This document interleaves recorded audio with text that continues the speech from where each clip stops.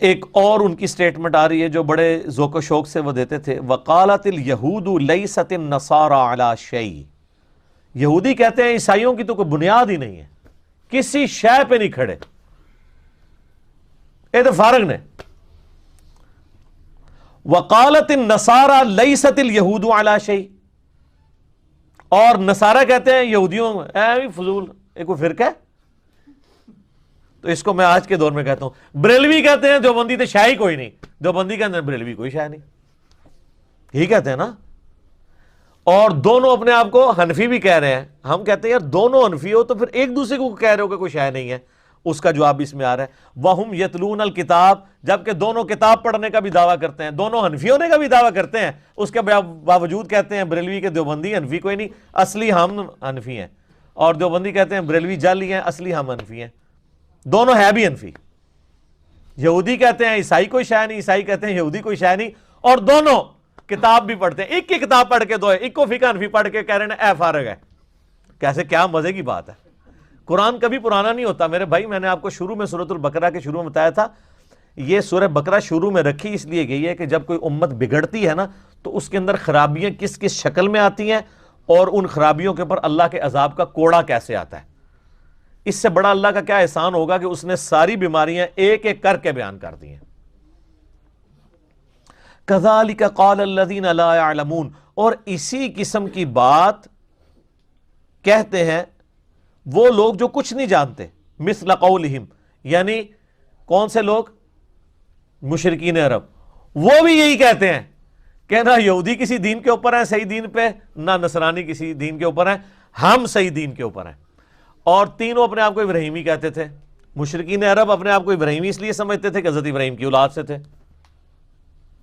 عیسائی اپنے آپ کو ابراہیمی اس لیے کہتے تھے کہ ان کا دعویٰ تھا کہ بنو اسرائیل میں سے حضرت عیسیٰ علیہ السلام آئے ہیں، اور ہم جو ہیں وہ ابراہیمی دین کے اوپر ہیں۔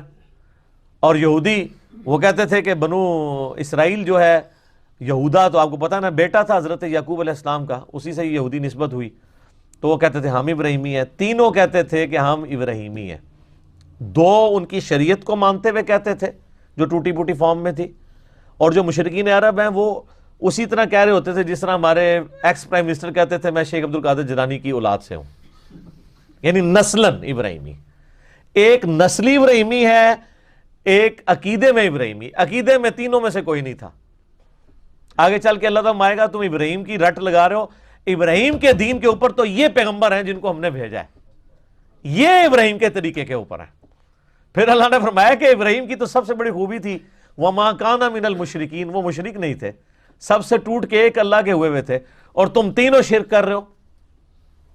عیسائی حضرت عیسیٰ کو رب کا بیٹا کہہ کے، یہودی عزیر علیہ السلام کو اللہ کا بیٹا کہہ کے، اور مشرکین عرب نے تو اتنے دیوتا بنائے ہوئے تھے۔ تو تم سارے ہو مشرک اور اپنے آپ کو ابراہیمی کہہ رہے ہو جس سے بڑا مواحد ہی کوئی نہیں تھا، تو یہ کیسا تضاد ہے؟ اصل میں ابراہیمی تو ہیں نبی صلی اللہ علیہ وآلہ وسلم اور ان کے پیروکار۔ فَاللَّهُ يَحْكُمُ بَيْنَهُمْ يَوْمَ الْقِيَامَةِ فِي مَا كَانُوا فِيهِ يَخْتَلِفُونَ، پس اللہ تعالیٰ ان کے درمیان فیصلہ فرما دے گا قیامت کے دن جس معاملے میں وہ جھگڑا کرتے تھے۔ اللہ تعالیٰ فرمایا کہ یہ قیامت والے دن فیصلہ ہو جائے گا اس اعتبار سے کہ ہر بندے کو اپنے کیے کی سزا ملے گی۔ اس سے کوئی یہ مطلب نہ نکالے کہ قیامت والا دن پتہ چلے گا کہ عیسائی صحیح ہیں یا یہودی صحیح ہیں یا بت پرست ٹھیک ہیں یا مسلمان ٹھیک ہیں، نہ۔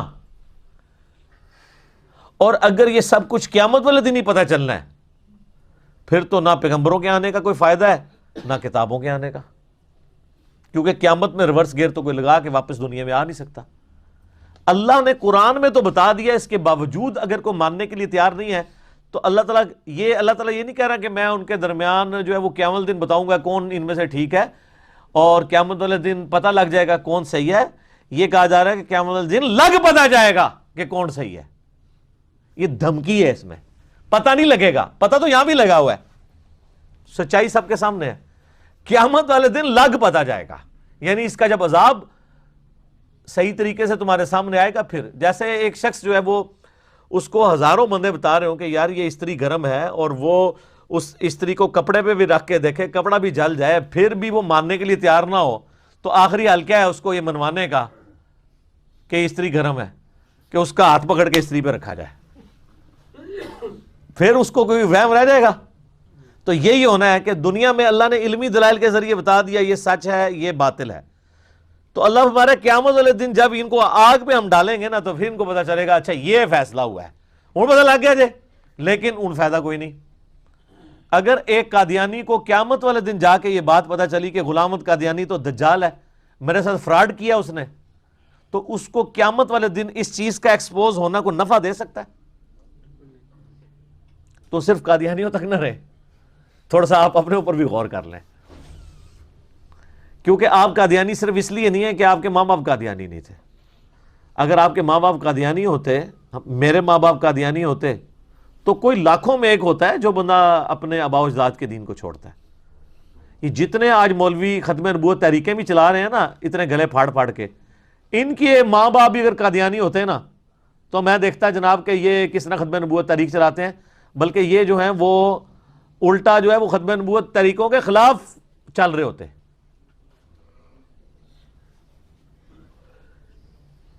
تو سر پھر اس میں ہم اسی لیے تو عرض کرتے ہیں کہ مرنے سے پہلے اے مسلمان کر لے اس پہ غور، کتابوں کا خدا اور ہے بابوں کا خدا اور۔ کیوں؟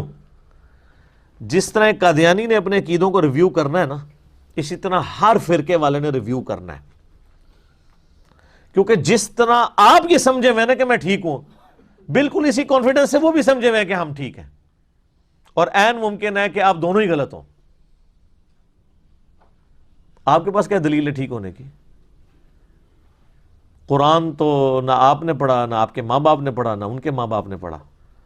قرآن پڑھنے سے مراد ناظرہ نہیں، ترجمے سے، ورنہ تسی کہو گے میری دادی تے انہیں قرآن پڑھ دی سی تے میرا دادا تے انہیں قرآن پڑھدا سی، نا اے نہیں، ترجمے نال کوئی رواج ہی نہیں سر۔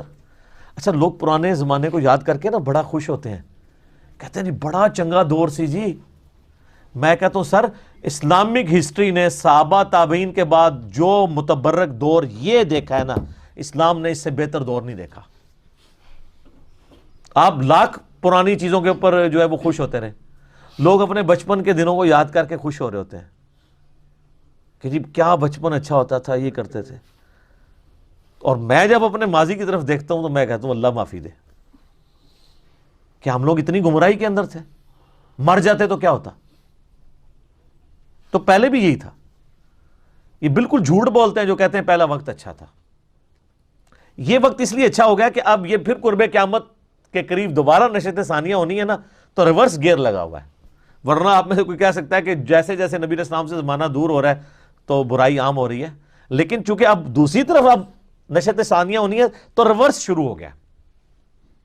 لوگ کہتے ہیں پہلے وقت تھا، میں ان کو کہتا ہوں آپ نے اللہ کو جان دینی ہے، ایمانداری سے بتائیں آج جتنی بچیاں نقاب کر رہی ہیں اور برقع پہن رہی ہیں، اپنی ذرا ماؤں بہنوں سے پوچھیں، دادیوں سے پوچھیں کہ اس زمانے میں وہ برقع پہنتی تھی؟ تو پھر کیوں اس زمانے کو یاد کر کے آپ لوگ اس کی تعریف کرتے ہیں؟ رواج ہی کوئی نہیں تھا۔ آج بھی گاؤں ایریا میں چلے جائیں مجھے دکھائیں کتنی عورتیں برقع پہنتی ہیں، کوئی نہیں۔